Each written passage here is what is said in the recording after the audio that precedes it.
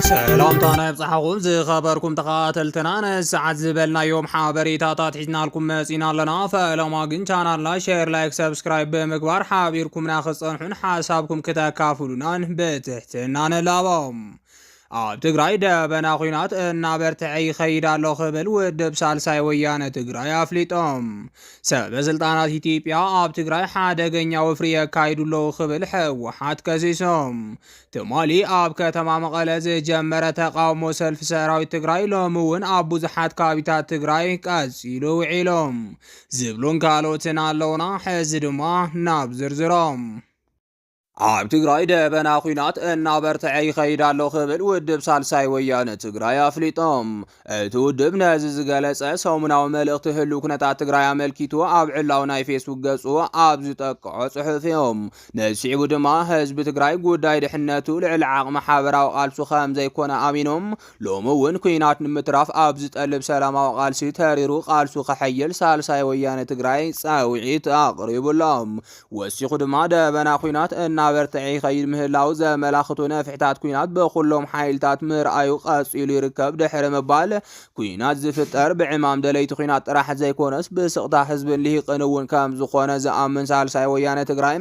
ካብ ኩናት ትርፊ ንምርካብ ላዕልን ታሕትን ዝብሉ ዘለዉ ሓይልታት ብጽኑዕን ብግልጽን እምብክበሃሉ ኣብ ዝግባእ ቁርፂ እዋን ከም ዘለና ይርዳእ ኽብል ኣፍሊጦም ኣብ መወዳእታ ድማ ሕዚ ኣብ ከባቢና ዝፍጠር ኩናት ውፅኢት ፖለቲካዊ ድኽመት እምበር ብሄራዊ ረብሓን ምርጋጽ ዝዓለመ ከም ዘይኮነ ንምርዳእ ኣብ መሬት ዘለዉ ኩለመዳያዊ ጸገማት ህዝብና ንዓቶም እኹል መልሲ ንምሃብን ዝተረኣየ ሸለልትነት ዘይድልውነትን እኹላት መርኣያታት እዮም ዝበለ ኮይኑ ወሲኹ ድማ ፖለቲካዊ ሓይልታት ትግራይ ትግራይና ናብ ብሄራዊ ስምረታን ምርጋጽ ረብሓታን ዘሰጋገራ መንገዲ ናይ ምንዳይ ዕዮ ገዛ ከም ዘለና ሳልሳይ ወያነ ትግራይ ጽኑዕ እምነት ኣለዎም ካብ ብረት ወጻኢ ዘሎ መገዲ ዕውት ንኽኸውን ዕዮ ሕድሕድ ሓይልታት ፖለቲካ ትግራይ ከም ዝኾነ ዝኣምን ሳልሳይ ወያነ ትግራይ ኣብዚ መዳይ ሓይልታት ፖለቲካ ትግራይ ኩሉ ዝከኣሎም ክገብሩ ድማ ይጽውዕ ብምባል ውድብ ሳልሳይ ወያነ ትግራይ ሰሙናዊ መልእኽቱ ኣሕሊፉሎም ትማሊ ኣብ ከተማ መቐለ ዝጀመረ ተቃውሞ ሰልፊ ሰራዊት ትግራይ ሎሚ እውን ኣብ ብዙሓት ከባቢታት ትግራይ ቀፂሉ ውዒሎም ኣባላት ሰራዊት ትግራይ ኣብ ጣብያታትን ወረዳታትን ኣገልግሎት ክረኽቡ ከም ዘይከኣሉ ተጋደልቲ ኣርሚ 22 ተቃውሞ ኣስሚዖም ፕሬዝዳንት ግዝያዊ ምሕዳር ትግራይ ሌተናንት ጀነራል ታደሰ ወረደ ምስቶም ሰልፊ ዝወፁ ተጋደልቲ ኣብ ሓወልቲ ሰማዕታት ኣዳራሽ ክዝትዮም ሰሚዖም ትማሊ 3 ጥቅምቲ 2018 ዓመተ ምህረት ዝተፈላለዩ ሕቶታት ዘለዎም ተጋደልቲ ሰልፊ ብምውፃእ መንገዲ ዓፅዮም ምንባሮም ዝፍለጥ ኮይኖም ብዝተገበረ ምርዳእ ትማሊ ማሲዩ እቶም ተጋደልቲ ምስ ፕሬዝዳንት ሌተናንት ጀነራል ታደሰ ወረደ ከም ዝተራኸቡ ዘረኸብናዮ ሓበሬታ የመላኽት እቶም ተጋደልቲ ኣባላት ኣርሚ 22 ኣብ ዘስምዕዎ መረረት ንሕና ከም ካልእ ዜጋ ካብ ኩሉ መሰልን ጥቕማ ጥቕምን ተገሊልና ኢና ኣብ መንግስታዊ ቤት ዕዮታትን ኣብ ጣብያታትን ከይተረፈ ግልጋሎት ከይረክብ ተኸልኪልና ኢሎም ካብ ሓለፍቲ ጣብያን ወረዳታትን ከምኡ እውን መንግስታዊ ቤት ዕዮታትን መንዶ ተጋደሉ ኢልኩም እዩ እናተባሃልና ንግለላ ናኽብሉ መረረቶም ገሊጾም እዮም እቶም ተጋደልቲ ወሲኾም መንበረ ኣባይቲ ወሰኽ መሃያን ዝኸፈልናዮን እንኸፍሎ ዘለና ዋጋን ዝምጥን ካሕሳ የግባኣና ይኽብሉ ጥርዓን ከቕርቦም ሲዮም ፕሬዝዳንት ጀነራል ታደሰ ወረደ ትማሊ 3 ጥቅምቲ ኣብ ቤት ጽሕፈት ፕሬዝዳንት ተረኺቦም ከዘራረብዎም ዘይምኽኣሎም ን4 ቀንዲ መእተውን መውፅእን ከተማ መቐለ ክዓጽው ምኽንያት ከም ዝኾነ ይሕበር እዮም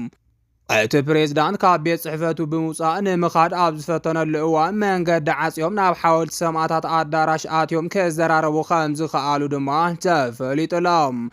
ተጋዳላይ ትግራይ በዘይ ዝኾነ ይኹን ምልዕዓልን ፖለቲካዊ ድፍኢትን ንሓለዋ ክብሪ ዓዱን ውሕስና ህዝቡን ምግዳሉ ዋጋ ክወሃቦ ከም ዝግባእ ዝፍለጥ እዮም ኣብታ ብኽፋ ጸላእቲ ትግራይን ዓቕሚ ዓመተ ብዘይብሉ መሪሕነት ትግራይ ምኽንያት ዝተፈጠረት ጸልማት ከ2013 ዘይትርሳዕ ጥዋፍ ኮይኑ ዝተጋደለ ወዲ ትግራይ ድሕሪ ፕሪቶርያ መጠናዊ ሰላም እኳ እንተረኸበ ዘላቒ ዕረፍቲ ግን ክረክብ ኣይከኣለን ዝወፈረሉ ዕላማ ብዝተማልአ መንገዲ ዘይምፍጻሙ ሓደ ፍልፍል ጉሃይ ኮይኑ ከም ሰብ ክህልዎ ዝግባእ መሰረታዊ እታወት ማለት እውን ምግቢ፣ ክዳን፣ መጽለልን ሕክምናን ወዘተ ብግቡእ መጠን ዘይምርካቡ ድማ ካልእ ማሕበረ ቁጠባዊ በደል ከም ዝኾኖ ዝፍለጥ እዮም። እዚ ከምዚ ኢሉ እንከሎ ፖለቲካውን ወተሃደራዊ መራሒ ትግራይ ነዚ ተራ ተጋዳላይ በዘይምልከት ምክንያት እናተጻልኡ ክኸፋፍልዎን ከመናጠልዎን ብምግባር ህይወቱ ክሓስብ ምክንያት እንትኾኑ تعذبنا نعم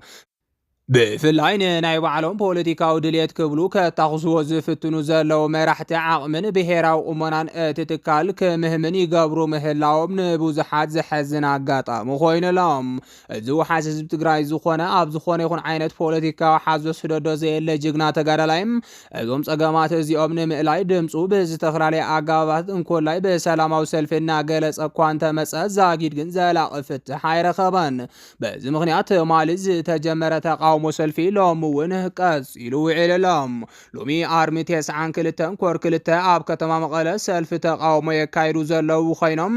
መስመር መቐለ እውን ከም ዝተዓፀወ ተፈሊጥሎም። ኣብዚ ሕጂ ሰዓት ልዕሊ ሻለቃ መራሕቲ ኣብ ኣኼባ ዝኣተው እንትኾን እቲ ኣባል ግን ኣብ ፅርግያ ወፂኡ ድምፁ እናስምዐ ይርከብ። እዚ ምንቅስቃስ ኣብ መላእ ኣርምታት TDF ትሕቲ ኮር ዝቕፅል ፍትሓዊ ሕቶ እውን ተባሂሉሎም። ብተመሃሳሊ ኣብ ነበለትን ሓውዜንን ዝዓረዳ ኣርምታት ነቲ ዝቐፀለ ሕቶ ሰራዊት ብምቕፃል መንገድታት ምዕፃው ጀሚረን ከም ዘለዋ ኣብ ማሕበራዊ መራኸቢታት ተዘርጊሕሎም። ትማሊ ንሰዓታት ኣብ ከተማ መቐለ ብዝተኻየደ ተቃውሞ ዋና መንገዲ መኻይን መቐለ ኩሓ ተዓፅዩ ምንባሩ ኣይርስዓን። ሰበስልጣናት ኢትዮጵያ ኣብ ትግራይ ሓደገኛ ወፍሪ የካይዱለው ክብል ሕወሓት ከሲሶም። ሕወሓት እቲ መድረኻት ወፍሪ ብሄራዊ ሓድነት ህዝቢ ትግራይ ስትራቴጂካዊ ዓቕምታት ትግራይ ብፍላይ ድማ እቲ ወሳኒ ዝኾነ ህዝብና ብዘሳተፈ መልክዑ ብድምቀት መሰሲለ ዝበለሉ መድረኻት ኣብዞም መድረኻት ህዝብና ኣብ ዘንጸላለዎ ሓደጋታት ብዕምቆት ዘትዮ ሃለዋቱ ዝረጋገጽ ሎሚ እውን ከም ወትሮም ብሓድነት እንትቃለስ ምዃኑ ብምርድዳእ ሓድነቱ ንምሽርሻር ግበሩ ዘለው ወፍርታትን በጽንዓት ከቃለሶም ቃል ኣትዮም ላይ ያለው ክብል ሕወሓት ይሕበር። ኣብዞም መድረኻት ዝተረኣየ ተሳትፎን ዝሓለፉ ውሳነታትን ህዝብና ተወሳኺ ሕራነ ዝፈጠረ ኮይኖም ነቶም ህላወ ትግራይን ህዝባን ዘይብህጉ ድማ ሕማም ዳሓር ኮይኑ ድቃስ ከሊእዎም ይርከብ። ነዚ እውን እዩ ነቲ ዝነበረ ወፍሪ ኣጠናኺሮም ብምቕፃል ኣብ ልዕሊ ህዝቢ ትግራይን ውዳበታቱን ብዝለዓለ ደረጃ ርብርብ ኣብ ምግባር ከም ዘለው ሓቢሮም። እቲ ውድብ ወሲኹ ኣብ ዘውፅኦ መግለፂም መንግስቲ ኢትዮጵያ ከምቲ ገረብ ባሓኽላ ዝብል ኣባሃላ ንህዝቢ ትግራይ ጠሊሞም ኣብ ዓንኬሉ ንዝኣተው ጠላማት ተጠቒሞም ኣብ ልዕሊ ህዝቢ ትግራይ መሪሕ ውድብ ሕወሓትን ከምኡ እውን ጫፍ ብልሒ ቃልሲ ህልውና ዝኾነ ሰራዊት ትግራይ ሰፊሕ ወፍሪ ፀለመ የካይዱለው ክብል ከሲሶሎም። ምክትል ፕሬዚዳንት ግዚያዊ ምምሕዳር ትግራይ ነበርን ተደራዳሪ ውዕሊ ፕሪቶርያን ዝኾነ ጀነራል ጻድቃን ገብረትንሳኤም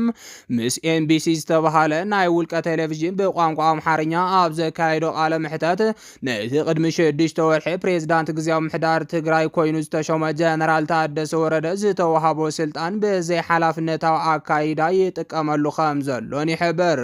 ንሱ ብፕሬዚዳንትነት ጀነራል ታደሰ ወረደ ዝምራሕ ካልኣይ ግዚያዊ ምምሕዳር ትግራይ